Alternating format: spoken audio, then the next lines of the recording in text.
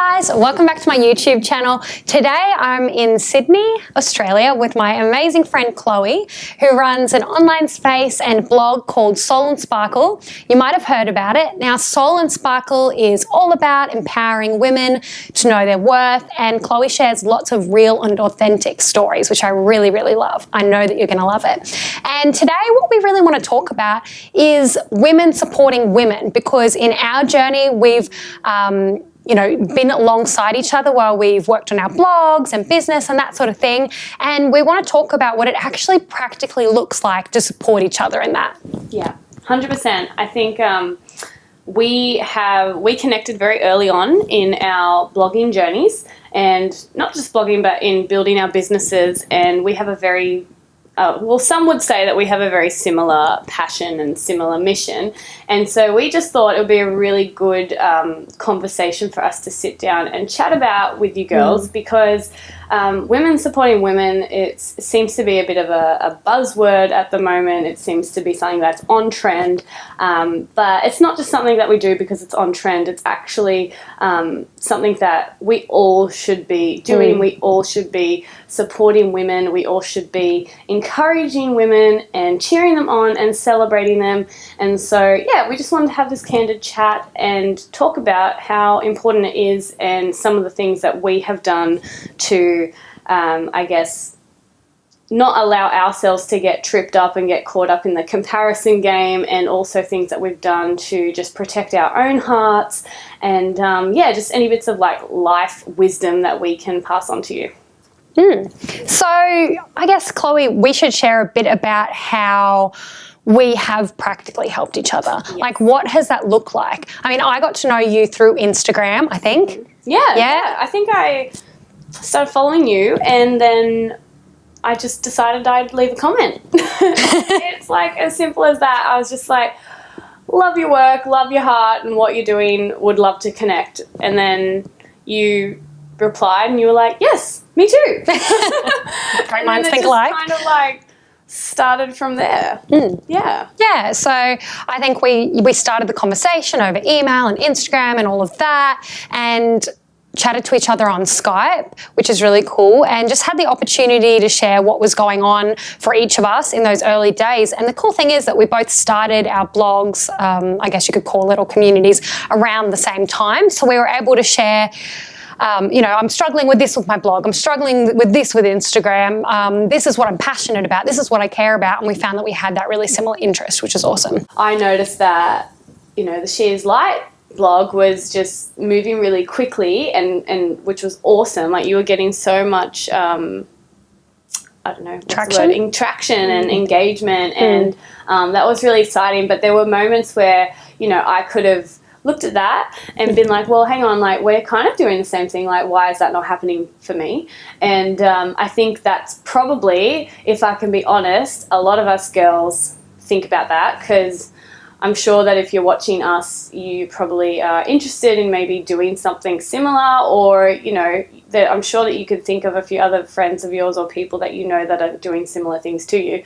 And so it's very easy to fall into the comparison game and the why me and why her. I remember listening to a podcast by Stephanie Mae Wilson. You may have heard of her, but she shared this thing in her podcast saying, does every girl in the world know her value in Christ? Does every girl in the world know her true identity? And the answer is no, they don't. And so for as long as that question still remains, there is enough room in the world for people like Elise and I, and the 100 of other girls that are doing similar things to us. And the same will be for you in whatever your industry that you're doing. There is enough room for all of you. And, even within what may seem very similar, God doesn't do the same thing twice. So, it might seem like certain things overlap, but what God's given you to do is very, very specific and different to what He's given me to do. And I think we just need to celebrate that in each other. Yeah, and I think something that I have thought about a lot over the last few years is that, obviously, yes, God has given you something that you're passionate about, and for us, that actually looks really similar, but we're different people. Yeah. We have so many different characteristics, different experiences, different upbringing, different background, whatever. We're completely different people, even if we're passionate about the same things. And I think that in the work we do, or in the way we write or share content, that's going to attract a certain type of person, and that might be some of the same people, but it might also be different people who are particularly attracted or find value in what we're saying because it resonates with them. So my story might resonate with someone. Chloe's story is going to resonate with someone else. And then there's probably people in between who resonate with both, and that's great. But I'm saying, as you stick, keep your eyes on God and keep your eyes on what He has called you to do, and step out in that. Yeah. And whether you're passionate about something that someone else is passionate about, that's okay. That's actually great. There's enough room for everyone, and goodness knows we need more of that message. But what you're saying and your experience and what you can bring to the table will help, a different person than someone else might be able to help with their story. Another thing that can really, I guess, discourage us from supporting women is social media. It can be really easy to compare, if we're honest. Like you can get sucked into that comparison trap quite easily if you do not know what your triggers are, and if you don't have healthy boundaries in place to protect you from those triggers. Yeah, absolutely. Yeah. And I think when we're scrolling through Instagram, for example, which we all do a million times a day, we might follow people who are incredibly inspiring and are doing great things. But while we're seeing that, wonderful content, then we think, oh gosh, I'm not there. We think, I'm not doing what they're doing. They're miles ahead of me. And instead of it being in something which is meant to be inspiring, we can actually be quite discouraged by that. And, that's not that person's fault for sharing that awesome content. But I think, as you said, we do need to be aware of that. Like, what is our triggers? Yeah.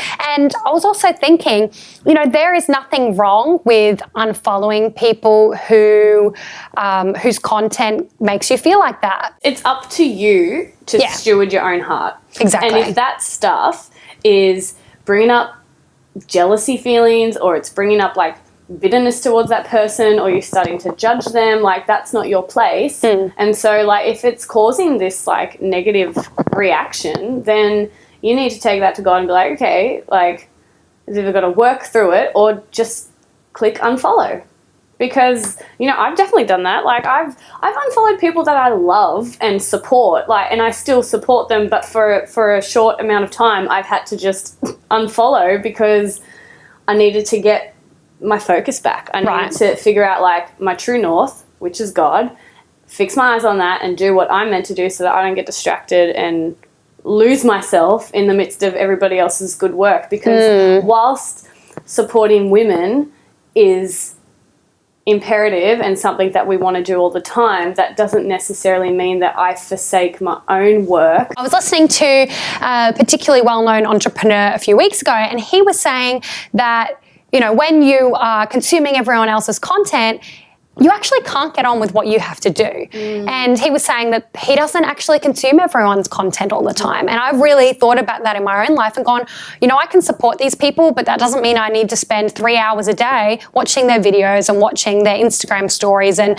writing and commenting back to every single thing that they're doing, because that can just be a whole lot of distraction and also procrastination for what I need to do and what God has called me to do. As you said, Chloe, we need to keep our eyes on God and our eyes on what His purpose for our life is, so we can actually get it done. Yeah. I mean, the Bible talks about comparison and doing your own work. It says in 2 Corinthians, he or she who compares themselves is not wise. And there's many proverbs about it as well. And there's many references to fixing your eyes on God, trusting Him, and fulfilling your purpose. And so, I mean, sometimes we've just got to uncomplicate it. Exactly. One thing that has been really, really valuable for me is who I do life with. And I think that's something that we all need to be really, really conscious with. Who are you allowing to walk with you on this journey? Who are you allowing to surround you while you pursue your purpose? Yeah, I think it's really important to mention, whilst we're talking about our inner circle and talking about protecting ourselves from, not everybody gets access to us, which I think is really important what you said. And then also just being really selective of our inner circle, but then once we have that inner circle, being fully transparent within that circle. Because it's okay, if you find your group, but you don't like share anything with them, or you're not really vulnerable with them, then you're not getting anything out of it, and they're not getting anything out of you. And, you know, that's not going to help your friends or you help grow in who you're meant to be. So I think that's really important. But the other thing I wanted to say was that outside of that circle, not everyone's going to get you and not everyone's going to understand you, and that's totally okay. Yeah. And I just want to, I don't know, say that out loud for anyone who's listening, because I feel like sometimes we just want people to like us so badly, and we just want to be accepted so badly that it blindsides us. So yeah, you have permission to not be accepted by everyone. None of us are. Yeah. And just focus on the people that do love you and that do champion you, because honestly, as long as you're doing what God has asked of you, and you know you're given that your all, then that's everything. That's what matters. Yeah. So I guess we've sort of shared a lot of our own life journey and experience with what it is to support women. But I just want to encourage you that if you see a woman in your field or industry, or maybe even totally unrelated to it, and you just think, hey, what you're doing, that's really cool, and I just want to encourage you, and I might even want to hang out with you, just send them a message, just like I sent Elise a message. And there was no guarantee that we were going to become friends and that we would be here doing this video 3-4 years later. If you see that in a girl and you want to encourage them, do it. There is no law against being kind, and you have no idea what that's going to do for the other girl who's receiving it. Exactly. They might really need it as well, which I think has been the case with us. Yes. Yeah. Yeah. So, thank you so much for watching, guys. Go and check out Chloe's content over at Soul and Sparkle.